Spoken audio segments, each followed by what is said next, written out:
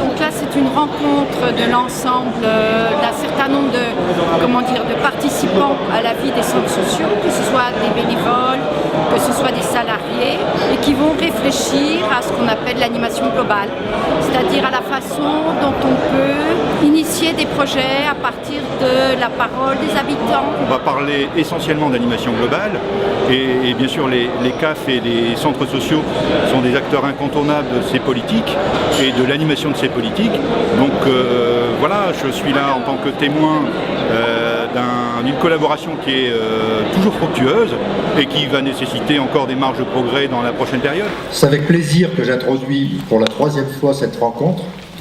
Pour certains d'entre vous, nous avons posé les bases de ces rendez-vous à Lille il y a 5 ans. Avec cette 3e édition, votre participation manifeste l'amplification du besoin de se retrouver pour échanger ce qui fait la spécificité, encore une fois, de notre engagement professionnel. Il y a plus de 4 ans, lorsque l'on a connu la crise des banlieues, l'État s'interrogeait alors avec les CAF sur la pertinence du financement des CAF aux centres sociaux. Mais ça, c'est évidemment une habitude qu'on connaît bien. J'étais à l'époque directeur dans une des CAF du Nord, et je peux vous dire que l'action des centres sociaux pendant cette période a été fondamentale dans les quartiers pour éviter l'explosion qui couvait. Alors évidemment, soyez assurés notre soutien aujourd'hui et pour l'avenir, et je vous souhaite donc de bons travaux pendant ces quelques jours, car évidemment, pour terminer toujours sur le mot d'humour, vous n'êtes pas là pour buller. La force du centre social, écouter, comprendre, agir, c'est des verbes que vous avez sûrement déjà vus sur une publication qu'on vous a envoyée en janvier. J'ai mis agir en plus gros et en plus gras pour dire que nous sommes d'abord, et vous êtes d'abord des acteurs sur un territoire. C'est vous qui organisez, qui aidez, qui accompagnez de l'action. C'est un défi à relever dans les années à venir. Comment faire des centres sociaux, des centrales d'énergie citoyenne, pour reprendre mon image sur la 3e révolution industrielle, faire des centres sociaux, des centrales d'énergie citoyenne interconnectées. Je relève de manière très significative que dans les centres sociaux municipaux, la durée de présence des directeurs est bien plus courte que dans les centres associatifs. La durée moyenne de vie d'un directeur, c'est 3 ans. Alors pourquoi ? C'est dangereux comme métier. C'est dangereux, c'est même pas la durée parfois d'un contrat de projet, donc ça pose aussi un certain nombre de questions. Alors certes, il est important de responsabiliser les personnes, de prendre en compte que ce sont des acteurs et pas des objets, et donc qu'elles ont en partie les clés de leur propre situation, en partie, mais certainement pas de dédouaner de la responsabilité collective. C'est-à-dire qu'aujourd'hui, par rapport à ce que nous faisons, par rapport à la réalité de l'action des centres sociaux, nous ne devons vraiment pas être que des relais. Nous devons être des acteurs à part entière de la politique publique. On a donc effectivement à prendre place dans l'espace public.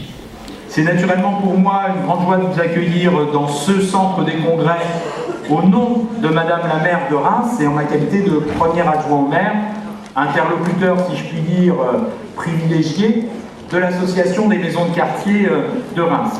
Les centres sociaux, acteurs du lien entre les personnes et le territoire, de la mixité entre générations et de la construction de nouvelles représentations sociales, doivent encourager l'indispensable solidarité face à la solitude, à la précarité, à l'isolement, car les mutations qui affectent l'ensemble de la société transforment leur mode d'intervention. Merci.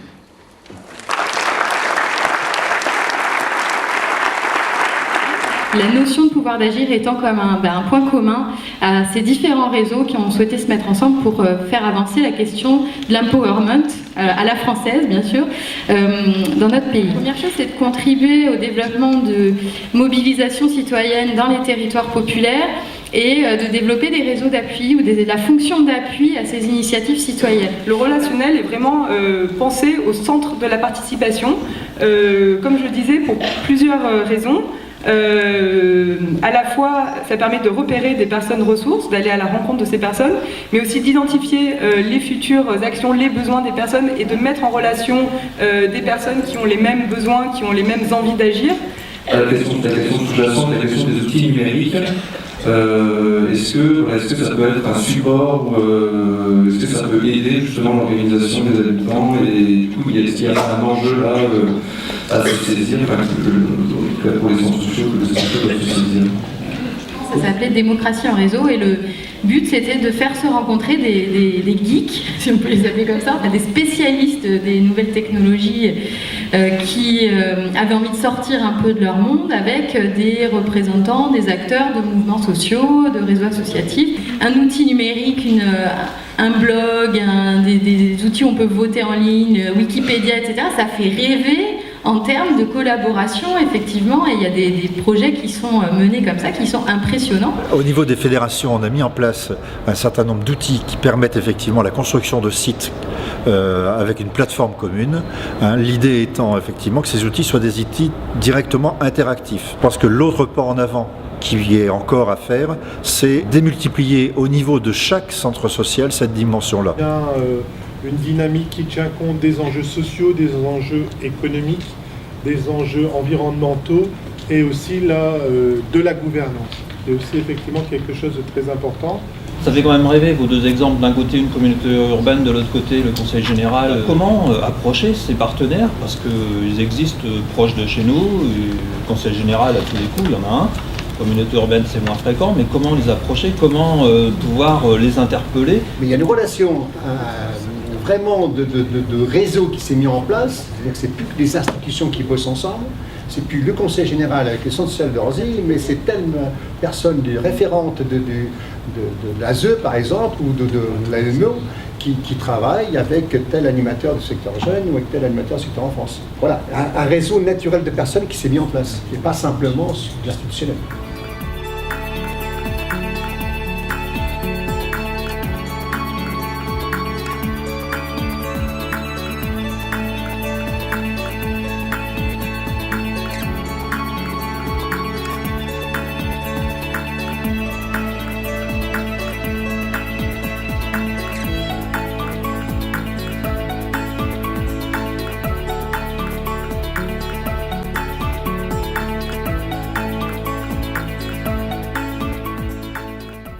Il nous paraissait important de rechercher un positionnement et une reconnaissance de l'animation de la vie sociale.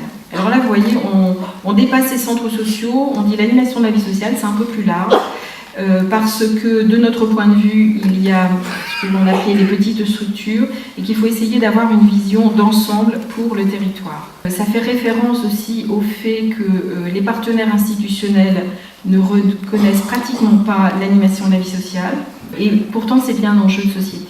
Donc on voulait, à travers la circulaire, donner un positionnement beaucoup plus fort sur ce secteur. Il nous a semblé important de réunir ces professionnels au moins une fois tous les 2 ans pour soit approfondir des questions d'actualité, comme aujourd'hui la nouvelle circulaire de la CNAF, et puis aussi faire une projection de ce qu'on comprend par exemple pour le pouvoir d'agir des habitants. Et puis surtout aussi de retrouver en un temps donné, dans un lieu donné, des professionnels des centres sociaux. On n'a pas l'habitude de les rencontrer, donc c'est très important pour nous, et je pense pour eux aussi. Le responsable du logiciel des espaces sociaux doit être clairement identifié comme un professionnel de l'intervention et un bénévole de la société. Alors que là, c'est beaucoup plus ouvert. On peut faire quasiment ce qu'on veut avec ça. Par rapport au soutien à la parentalité, où va être le REAP? Est-ce qu'on inclut nos actions liées à la parentalité dans nos futurs projets sociaux, ou est-ce qu'il y aura toujours des financements en cas de REAP? Les financements qui sont prévus, oui, voilà, on est toujours dans la négociation et dans l'espérance de pouvoir les développer. Il y a coordination et concertation, mais on est bien sur 2 choses, sur en quelque sorte 2 finalités différentes. 2 politiques différentes. Moi, c'est une petite commune, dont des élus, nous sommes 15aine, ils se répartissent en commissions.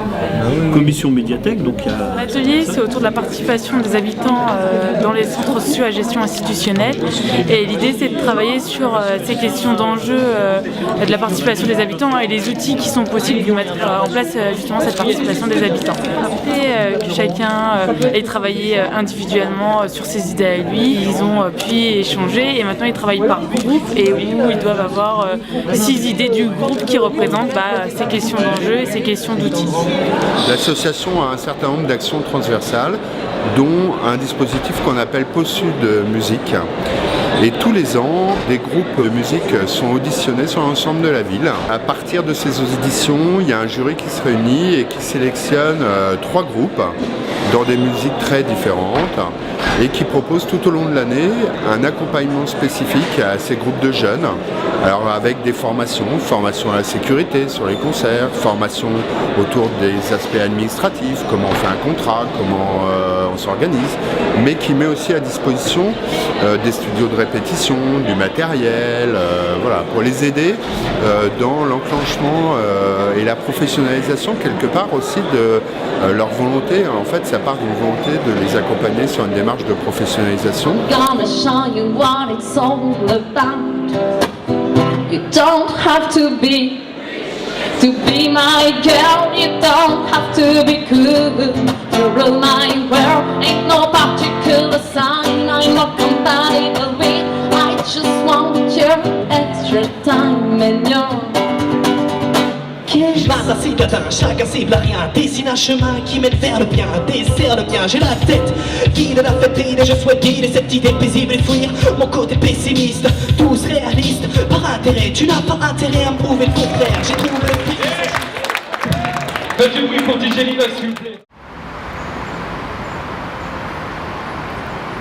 Nous, 50 mômes, et envie de participer à quelque chose. En le faisant et en parlant, c'est des choses qui valorisent les jeunes sur leur capacité à témoigner en direction de la société des adultes que les jeunes, c'est pas de la problématique, c'est pas des emmerdements, mais c'est pas des soucis pour le monde des adultes.